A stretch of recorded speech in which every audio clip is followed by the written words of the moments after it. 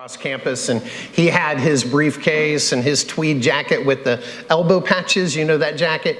And he was just so proud of himself that he had been there for so long sculpting these young skulls full of mush and just, opening the world to them and everything. And so as he walked across campus, there was this one area where there was some construction going on, and they had one of those pardon our dust fences, where it was just kind of high and you couldn't really see what was going on behind it. But there was a little knot hole that was kind of cut out in the fence. And as he walked by, he heard the words, 23, 23, 23, 23, 23, 23. And he thought, what in the world? And he walked closer to the fence and he was listening, and it seemed like it was coming through that little hole. 23, 23, 23. And so he walked down and he stuck, and he kind of looked through there, and all of a sudden a finger poked him right in the eye. And then he heard the words, 24, 24. I tell that story for a couple of reasons. One reason is an attempt to make you smile. I like it when you smile. And sometimes we've got really tough things going on in our lives, and we don't always feel like smiling, and so that's always a good thing to get to see. But also to introduce this topic of wisdom and foolishness. And from that story, I'm not sure which is which. But that's what we're going to be looking at as we start this new series today through the book of Proverbs. We're going to be looking at the first 8 Proverbs in this series, and then we'll come back to Proverbs a little bit later on. And this series is entitled, as you've heard already, Foolproofing Your Life. Foolproofing Your Life. Now, Proverbs are in a section of Scripture that's called wisdom literature. This is very, very practical stuff, very applicable stuff. And these messages will actually stand alone. A lot of times when we go through books of the Bible, if you miss the first couple of weeks, you're a little bit lost because it kind of builds on each other and you want to go back and listen to those messages.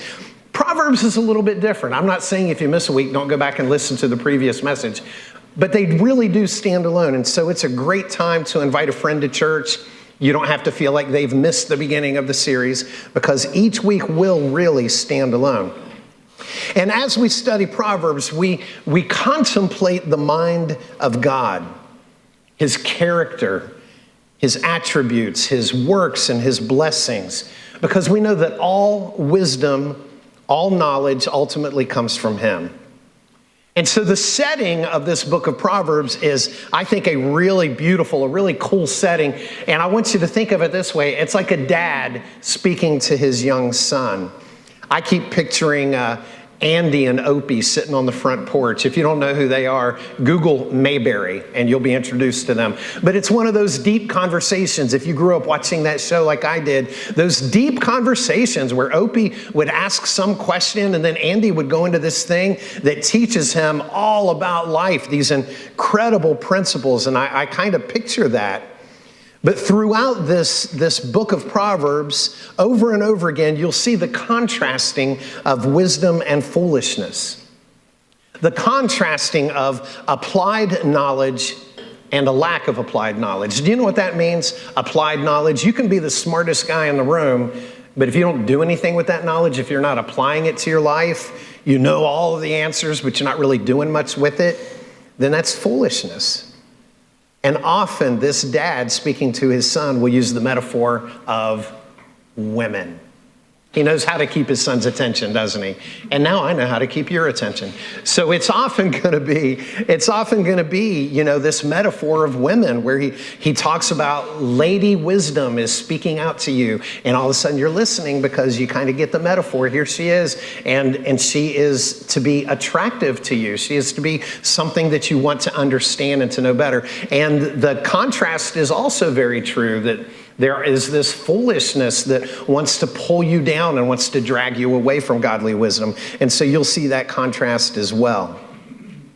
So after introducing this book in Proverbs chapter 1, he introduces us to the purpose of the book, and then we come to the heart of it. We come to the very theme of the entire book, and that is Proverbs chapter 1 and verse 7. And this is where we're going to park for a while now. Proverbs chapter 1 and verse 7. The fear of the Lord is the beginning of knowledge. Fools despise wisdom and instruction. The fear of the Lord is the beginning of knowledge, and fools despise wisdom and instruction. And so we start at the beginning, at the very beginning, the foundation of knowledge, which is the fear of the Lord. And we immediately begin to contrast that with those who despise wisdom, who despise instruction. They not only ignore God's wisdom, they not only neglect godly wisdom, they're offended by it. But one day, maybe a long time from now, maybe very, very soon, those foolish people will be hit by some kind of crisis in their life. Maybe it'll be some kind of heartbreak. Maybe it'll be some kind of illness or some kind of devastating loss, which we see all over the place right now in the news, don't we? And then these people will start looking for God. But they'll start looking, Proverbs tells us often, without the fear of the Lord. They selfishly, they foolishly, they shallowly call out, but it's often too late. Proverbs 1 verses 28 and 29 says, and this is Lady Wisdom talking. She says, they will call upon me, but I will not answer. They will seek me diligently, but they will not find me, because they hated knowledge and did not choose, there it is, the fear of the Lord. You see, the fool cannot find comfort and peace from the very same source that he is offended by. They want to live in the shadows because their hearts are evil, but they care nothing about God. They care nothing about God's will or God's commands. They just want to get from him a quick relief from their suffering, but still the fear of the Lord is not in them. And so the big idea of the message today, if you'd like to write this in your journals, it's a little lengthy, so we'll keep it on the screen for a moment. Those who fear the Lord have a continual recognition that our all-loving and all-powerful Heavenly Father is aware of all we say and do. Those who fear the Lord have a continual recognition that our all-loving and all-powerful Heavenly Father is aware of all that we say and do. And so we'll leave that slide up there for just a moment, but I'm going to ask you this question while you're jotting that down. How does that make you feel? How does it make you feel to recognize that God is all-loving? How does that make you feel? Anybody? Yeah, pretty good, huh? What about that God is all-powerful? How does that make you feel? How does it make you feel that our all-loving and all-powerful God knows absolutely everything about you? Everything. Everything that you have said, everything that you have done, everything that you have thought about, everything. How does that make you feel? Jesus gave us this warning in Matthew 12:36. He said, I tell you, on the day of judgment, people will give an account for every careless word they speak. Every careless word. God knows all, and he holds me accountable for everything. And that is a sobering reminder. That is a terrifying and an embarrassing reality. Does that fill you with the fear of the Lord? So here's this word fear. It's often translated into our English versions of the Bible as the word fear, but it's the same word that could also be translated as terror. That makes sense, right? But also respect and reverence and awe. So the fear of the Lord, which is the beginning of knowledge, is a combination of all of those things. Of terror. I'm reminded of Isaiah that said that he came face to face with God and he was like, I'm going to die, for I've seen the Lord, I'm going to die. And then he's told, settle down, you're not going to die, we've got a job for you to do, right? But he had this fear of the Lord when he came into the presence of God, and he recognized God for who he is. And so we are filled with terror about who God is, but at the same time, respect and reverence and awe. And I want you to think of the fear of the Lord, which is the foundation on which all godly wisdom is built, as a combination of all of these things. You know, right now we've got several friends that are going on cruises and a few who have recently returned. Cruises are so much more exciting during hurricane season, I guess. But how about you guys? Has anybody ever been on a cruise before? Some of us have been on a cruise. I was blessed to go with my family on a cruise that I didn't pay for, and so that was one of the most wonderful vacations we've ever had. Did you go on an excursion when you were into one of the ports when you were on a cruise? Anybody, did you do the excursions? Did you do something exciting, something fun? A lot of people enjoy doing that. They put you in at a port somewhere, and then they've got all these touristy things that you can do. I want you to take a look at this first picture here. On December the 9th in 2019, there were some folks that were on a cruise ship that were put into a port in New Zealand, and they decided to go onto the excursion, and so they joined other tourists at this very popular attraction, and it's called Wakari Volcano. And so off the coast of New Zealand is this little island that has a volcano, and the volcano is not the traditional kind of volcano that you think about, like from Hawaii, where it goes up to a big peak. The volcano is actually right there in the center in the form of a lake that's there in the center of this island, which really looks like a turtle, doesn't it? Anybody else see a turtle there? I see a turtle for sure. Well, they joined these other tourists and they went out to see Wakari Volcano. This volcano is this nearby island. It takes about 90 minutes to get there by a small boat. The little tourist companies will take you out there. You can fly in a helicopter if you want a 20-minute ride, but it costs a whole lot more. So most people are going back and forth by these little boats. And this island is described as both beautiful and terrible. Both beautiful and terrible, because this is a living, breathing, active volcano. And on this day, on December the 9th, a quiet Monday morning, these tourists took either a boat ride or a helicopter ride out to the island. They arrived on this small island to see the scene that, you can take the next slide, that a lot of them describe right there. A lot of them describe it as a scene out of Jurassic Park. I mean, it just looks prehistoric. It just looks like nothing that you've ever seen before. And so they hiked up to Crater Lake, and a lot of people will actually stand there. And of course, I mean, if you're there and you're a tourist, the next slide, please, you take pictures in front of the lake. And so there's Crater Lake, and then the next one is people actually posing for pictures in front of Crater Lake. And so, I mean, that's what you do if you go up there. And so it's a huge tourist attraction. As they got up there, again, this isn't the Hawaiian kind of volcano that you're kind of used to seeing that maybe you made in the 6th grade science fair, where it looks like the peak and the lava just kind of slowly flows down out of the volcano. But this volcano is a pressure buildup of steam. And so there's lots of steam rising. There's whistling like from an old-fashioned coffee pot or tea kettle. There's the strong smell of sulfur. And there's absolutely no sign of life anywhere on this island. Now, this lake behind them there that you've seen in other pictures is usually a beautiful blue-green. But on this particular day, it was white. Later, someone said that was probably from some overnight activity. So there were 47 people on the island. It was around 2 p.m. There was one group that was leaving the island the same time that another was approaching the hike up to Crater Lake.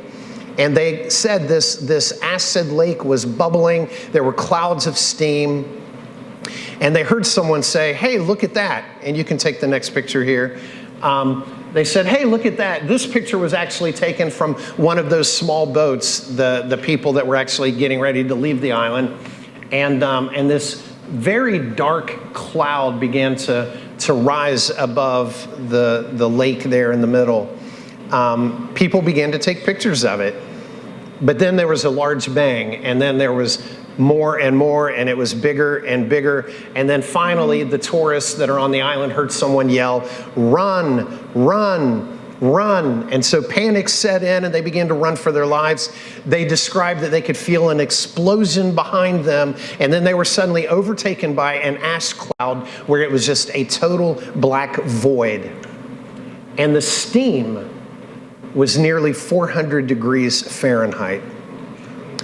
Those people that were on the boat could see from a distance, and they just said it was the most powerful thing that they had ever seen. They were just awestruck by what they were looking at. Now, the people on the boats do turn around and go back to help with the rescue efforts. So, at first they were taking pictures because they didn't realize what was going on, but then they actually get their head on straight and go back to help. But some of the people that were on the islands hid behind rocks. Some of them that were near the water jumped into the water. Some just laid down right where they were. They said this was darker than any night that they had ever experienced, that there was unbearable heat, that the air was toxic, and that their skin burned so quickly that they didn't even feel it. The eruption of the volcano lasted 3 terrifying minutes, and 22 of the people on the island did not survive, with everybody else being injured.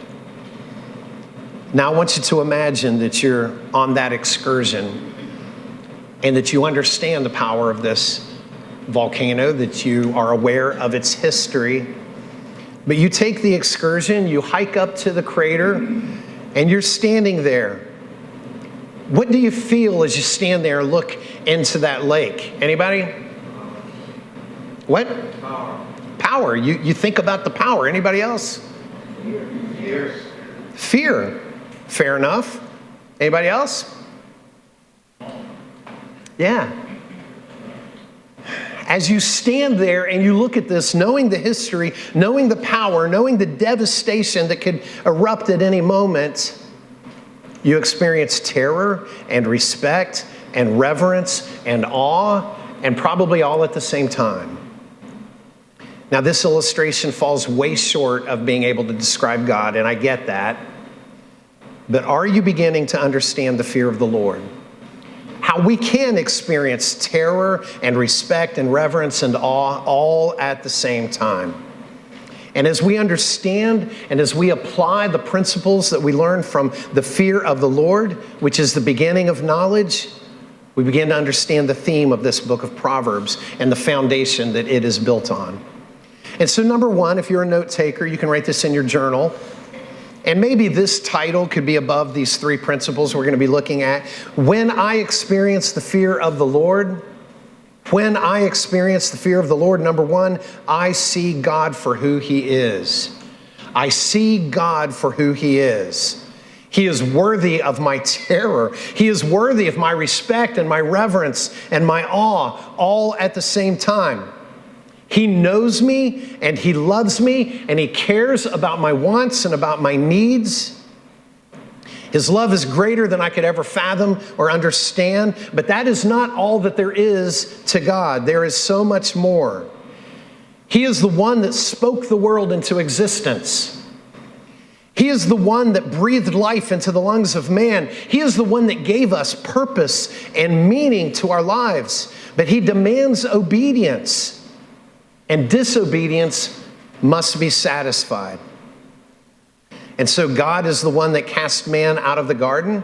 He is the one that flooded the earth. He is the one that sent plagues. He withdrew His blessing from His chosen people so that they could be overtaken and overwhelmed by their enemies. And then when we were at our absolute worst, He sent His only Son to reconcile sinful me back to a relationship with Him. You see, God is perfect love and perfect grace, but at the same time, He is perfect holiness and perfect justice. And while God is very patient, His patience will one day come to its end. We read in Romans 1, verses 21 and 22, "For although they knew God, they did not honor Him as God or give thanks to Him, but they became futile in their thinking, and their foolish hearts were darkened. Claiming to be wise, they became fools, and they exchanged the glory of the immortal God for images resembling mortal man and birds and animals and creeping things."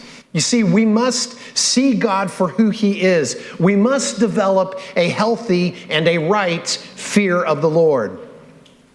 That is the only wise choice.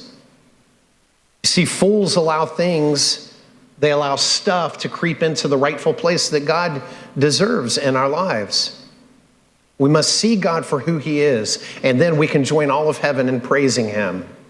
because he is all powerful, which means that he could give us what we absolutely deserve. And what is it that we deserve? Death and hell.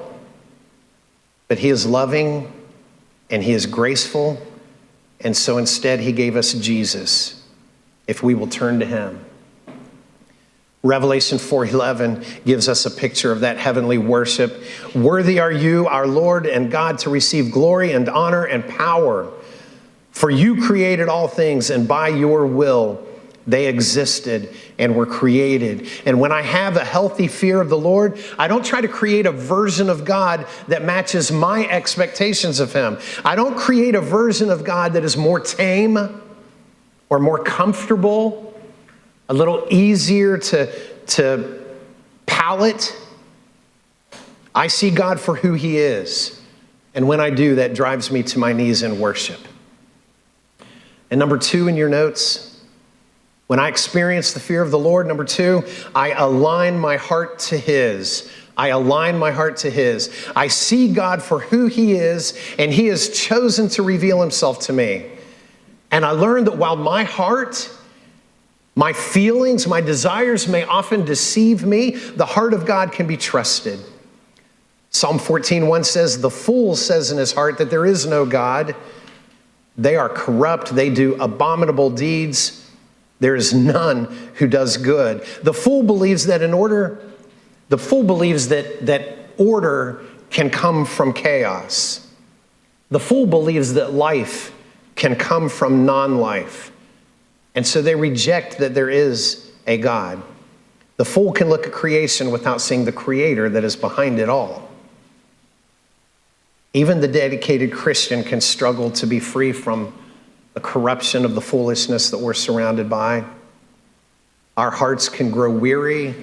They can grow cold. They can grow hard. My desires can become a distortion of what God actually desires for me. But the wise choice is to align my heart to his. James 3:17 says, but the wisdom from above is first pure, then peaceable, gentle, open to reason, full of mercy and good fruits, impartial and sincere.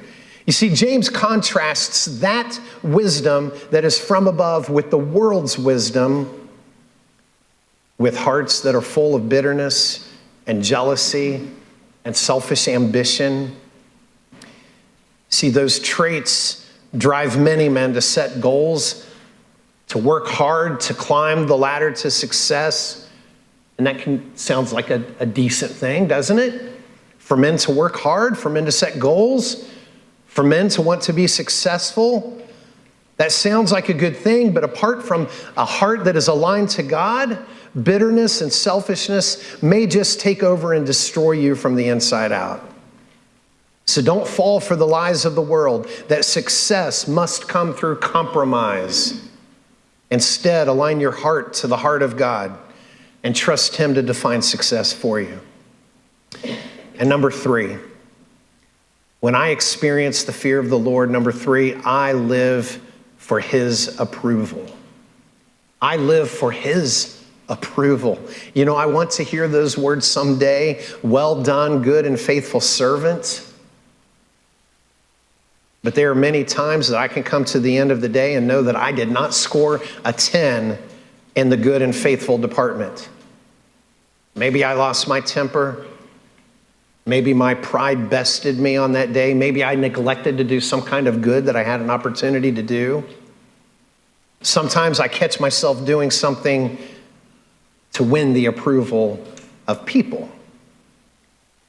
I mean, that may not seem so terrible at first glance. I mean, my job is to work with people, so it is kind of necessary that I'm somewhat likable. I'll try harder. But will I cross the line between wanting people's approval more than God's?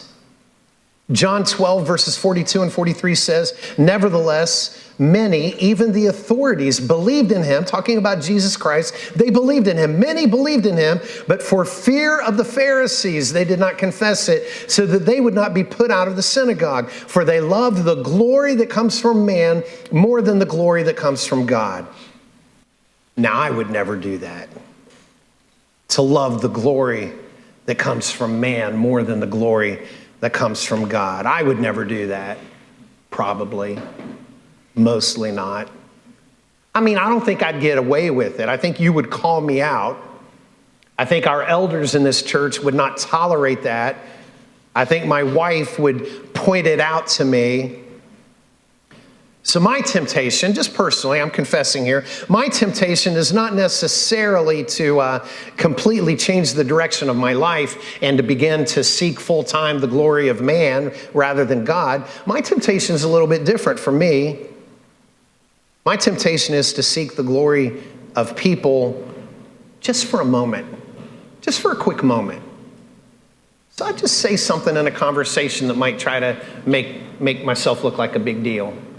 Or I might post something on Facebook and then keep looking back to see how many people liked it or anything. Because I can get sucked into enjoying the glory of man. So my temptation, it comes quick. It's just for a moment and then it's gone. Is that any better? It's not any better. So what about you? Do you say things? Do you do things just to be liked by people?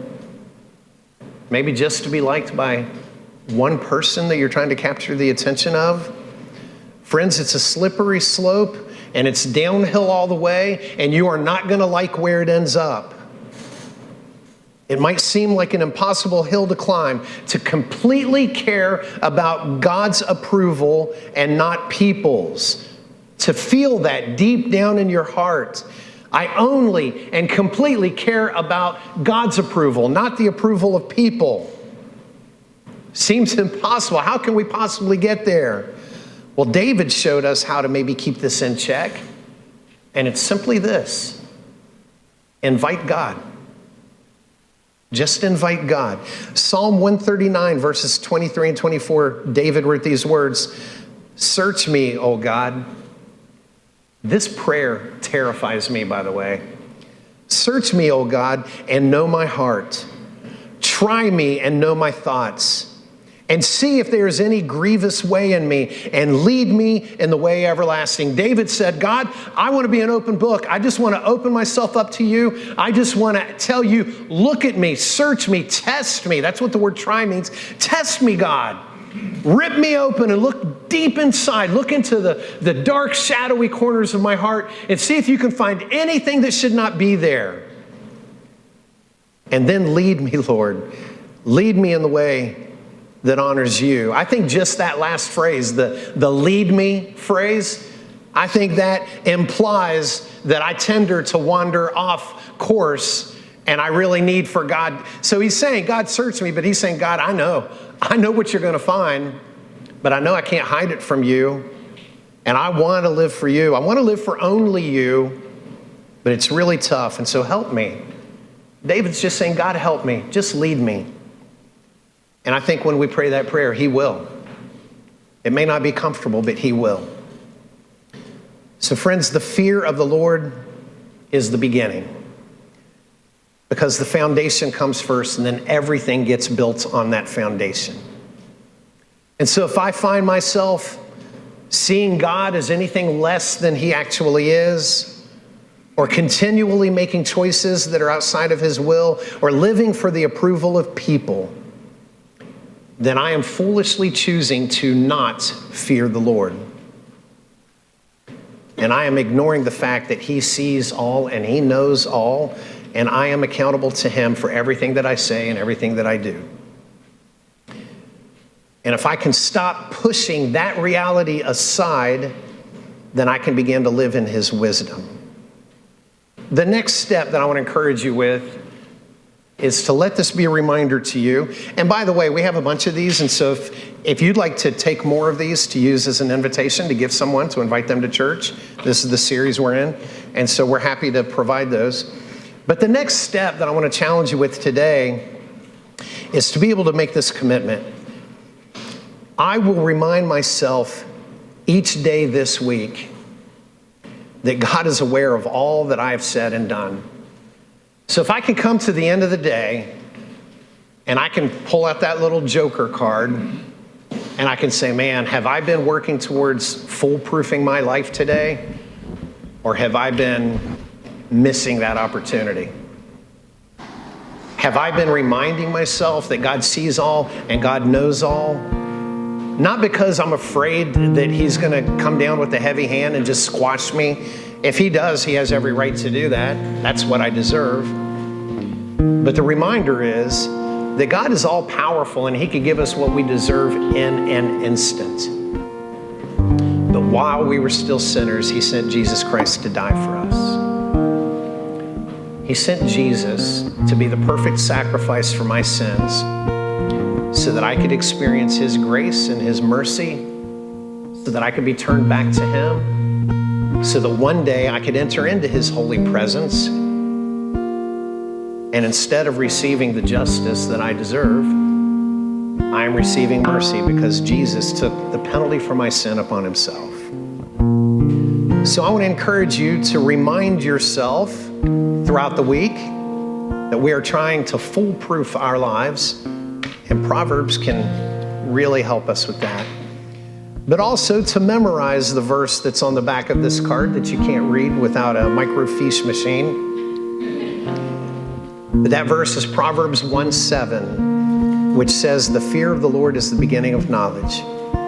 Fools despise wisdom and instruction."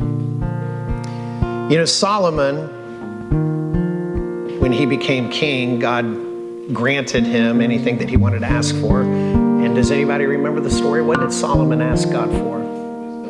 He asked him for wisdom. What a beautiful opportunity to just pray and say, God, would you give me some of that? Like, would you just help me?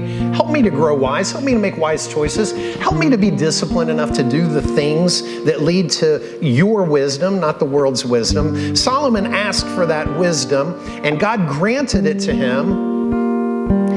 And Solomon wrote that proverb, Proverbs 1:7, and many more.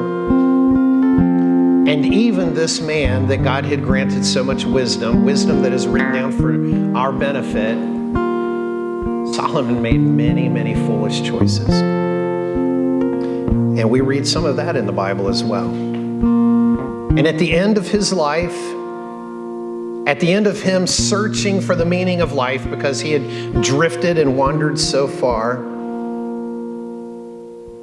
he had one more blessing from God that I believe was a moment of clarity. And I'll end with these words. In Ecclesiastes 12, verse 13 and 14, Solomon wrote these words, "The end of the matter, all has been heard. Fear God and keep his commandments, for this is the whole duty of man.